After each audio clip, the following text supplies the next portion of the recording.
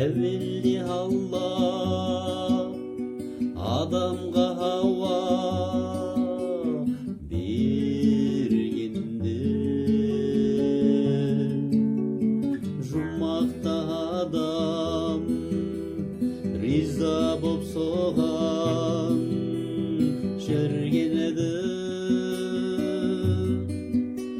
Ал неге бүгін темекі түтін қаптады, арақ пен шылым көңілді ластап, көңілді ластап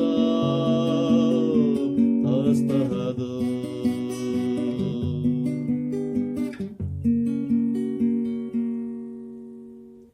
Осы бір сұрақ мазалап жырақ мені, сыйымыз сыяқ, күйіміз күйақ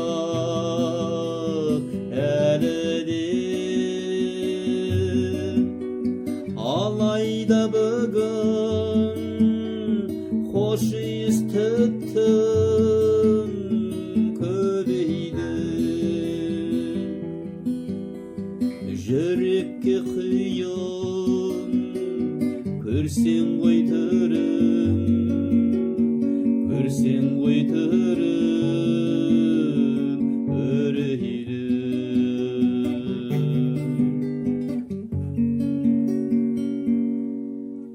Қазағым ойлан, бабамда болған дәстүрді жалғап жүрейін.